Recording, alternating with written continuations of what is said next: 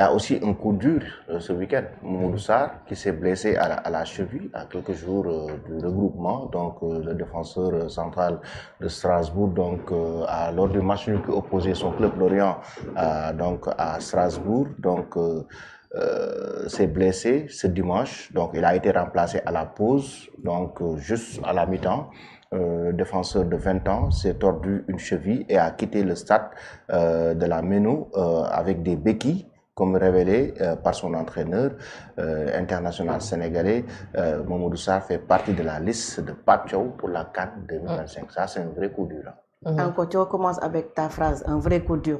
La dernière fois avec Ismaël Sarr était sorti avec des béquilles. Qu'est-ce que tu as dit? Non, c'est carabiné, c'est un coup dur. Il fait partie de la liste. Attends d'abord les béquilles. Les résultats des examens. Ismaël Sarr n'est pas sorti avec des béquilles. Mais ça me fait peur. Non, est-ce que Ismaël Sarr n'est pas sorti avec des béquilles? Quand tu as des béquilles, automatiquement. C'est pour stabiliser peut-être la blessure, pour ne pas trop forcer. C'est pourquoi il est sorti avec des béquilles. Non, moi ça me fait pas peur parce que j'ai eu à porter des béquilles. Tu as eu un coup dur. À la cheville. Mais j'ai pu gérer ça. Ouais. Mais je pense, attendons de... Vas-y. Je pense que durant ce week-end, pratiquement tout le pays regardait tous les matchs des Sénégalais. Tous les championnats.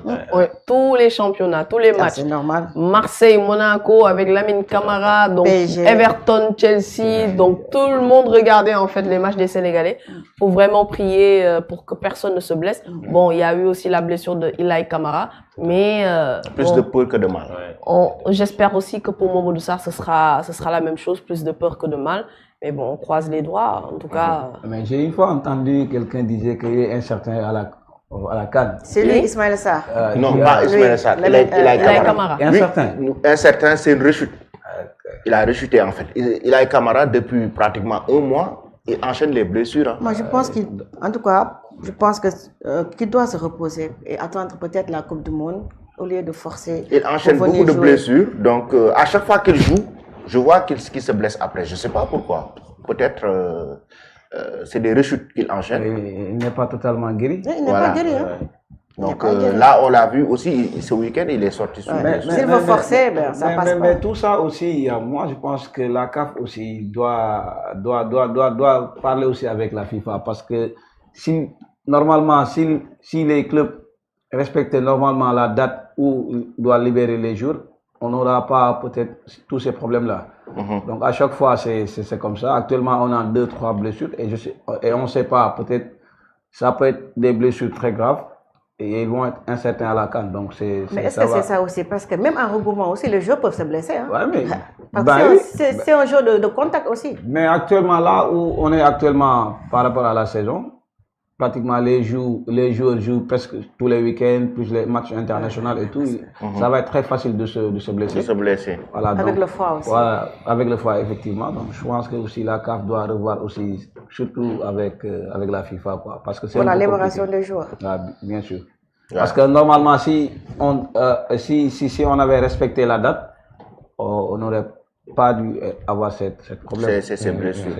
Ouais. Mais Mamadou Sarr, par exemple, c'est un joueur déterminant. On a besoin de lui tout au long. C'est un joueur hyper important dans la sélection parce que son registre, vraiment, on a besoin de lui. Moi, j'ai pas regardé hier le match, mais quand j'ai entendu il est blessé, tu as peur. Ouais, j'ai eu peur parce que Mamadou Sarr, c'est un très bon défenseur. Il est titulaire indiscutable dans son club. Il a de l'avenir. Donc, moi, je pense que l'avenir du Sénégal, c'est Mamadou Sarr et Moussa Niakhaté. Donc, c'est très normal. Et nous aussi, on veut Mamadou Sarr à la CAN, vraiment. Et on l'espère bien que peut-être il va revenir très vite. On espère bien. C'est un joueur quand même qui a un très bon profil et on aura besoin de lui, surtout toute la compétition. Bah oui, Mamadou Sarr, il devient pratiquement, on va dire, un joueur important aussi au sein de la tanière parce qu'il a juste eu 2 sélections. Je pense que ça, c'est sa 3e sélection. Et voilà, déjà, il a en fait un lourd fardeau, si je peux l'appeler ainsi. C'est un jeune et en plus, on a besoin de son profil. Et comme coach vient de le dire, c'est aussi l'avenir de cette équipe sénégalaise-là. Il est très jeune, donc il est aussi mature parce qu'il est capitaine à Strasbourg et c'est un joueur de Chelsea.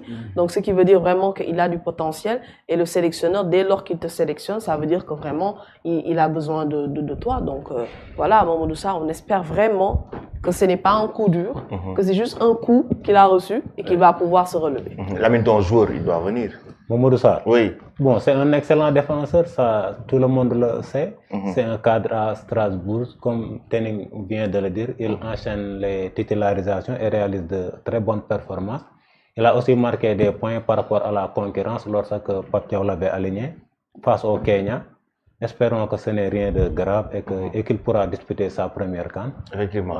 Il y a Ibrahim Mbaye aussi qui va rejoindre tardivement la tanière, donc le 18 décembre. Il doit disputer une finale intercontinentale contre Flamengo et Luis Enrique l'a retenu dans son groupe, ce qui veut dire qu'il va manquer la remise du drapeau. Il est attendu dans la tanière le jeudi 6 novembre, veille du départ pour Tanger. Ouais. Et que ce ne serait pas mieux même qu'il rejoigne directement le regroupement à Tanger. Ouais, je pense que c'est mieux. C'est plus simple même. Tout à fait. Du moment où l'équipe rejoint le 19, ben, lui il peut rejoindre directement le 18. Vraiment. Tout juste après la remise du drapeau. Donc, comme le match, c'est le 23. Le 23. Donc tous les jours ne seront pas présents. Non. En tout cas, il y a Chertidiane Sabali qui est arrivé. Il y a Habib Diallo aussi qui est arrivé. Il y a la colonie saoudienne aussi. La colonie saoudienne. Oui, ce sont les premiers à déposer leur valise. Donc, Edouard Mendy, Sadio Mané, parce que eux, leur championnat est terminé. Voilà. Et puis même, il y a Edouard Mendy même Kalidou Koulibaly qui en a profité même de signer un partenariat avec le Kogio, avec Diagne Ndiaye. Avec Diagne, oui, donc, c'était en même temps, oui, comme ambassadeur des Jeux Olympiques de la jeunesse de 2026. Donc ça, quand même, c'est à saluer. C'est une très bonne chose, Kalidou Koulibaly qui aime tant son pays. Alors, au-delà de ça, il y a aussi Serge Fabregas qui a été très tendu. Donc, après la convocation de Hassan Diaw, il en veut à Pape Thiaw apparemment. Apparemment, l'appel téléphonique ne s'est pas très bien passé. Non, Pape Thiaw l'a dit, donc qu'il ne s'est pas laissé faire en tout cas au téléphone. Il ne s'est pas laissé faire au téléphone et que Fabregas a essayé de le convaincre de retenir Hassan Diaw, mais lui, il est conscient qu'il aura besoin du joueur. Et que Fabregas, après cela, si vous regardez bien sa dernière conférence de presse, qu'est-ce qu'il dit? Que désormais qu'il s'en lave les mains. Qu'il s'en lave les mains. Tant mieux. Il a averti. Peut-être à son retour de la CAN, il sera mis sur le banc. Tant mieux. Après, il y aura d'autres, peut-être aussi au retour de la CAN, qu'il puisse avoir un autre club. Et après, il va signer un autre contrat. J'espère qu'il va faire une très bonne CAN et même signer dans un club beaucoup plus prestigieux. On l'espère en tout cas. Oui, il a averti. Mais ça peut être une situation quand même délicate pour le joueur. S'il a un bon mental, s'il a un bon mental, il peut s'en sortir. On a vu le cas de Jackson, Nicolas Jackson, c'est ce qui s'est passé avec Bayern et autres, Chelsea. Donc je pense qu'il a un bon mental et qu'il a la confiance du coach. Il peut faire un très bon CAN, une bonne CAN et aussi rejoindre son club et aussi peut-être même avant la fin de la CAN, qu'il puisse signer un autre contrat et se faire libérer par le club. Mais il faut retenir aussi Hassan Diaw, c'est un joueur très important dans le dispositif de Como. Exact, tout à fait. Effectivement. Donc je pense que c'est le joueur le plus influent sur le plan offensif dans son club. Fabregas aussi, moi je pense que c'est très normal qu'il va avoir cette réaction, vu que aussi la position que Como est dans le championnat, donc il a besoin de son joueur pour essayer au moins gagner plus de points. C'est très normal, on comprend aussi sa frustration. Mais c'est le joueur qui a besoin aussi d'aller jouer avec son pays. Donc il faut aussi respecter le choix du joueur.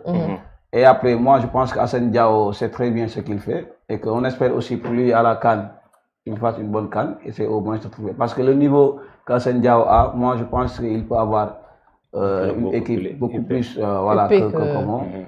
Contrairement même si aussi comment c'est une bonne équipe par rapport aussi à sa progression, mais je pense qu'il peut trouver mieux s'il est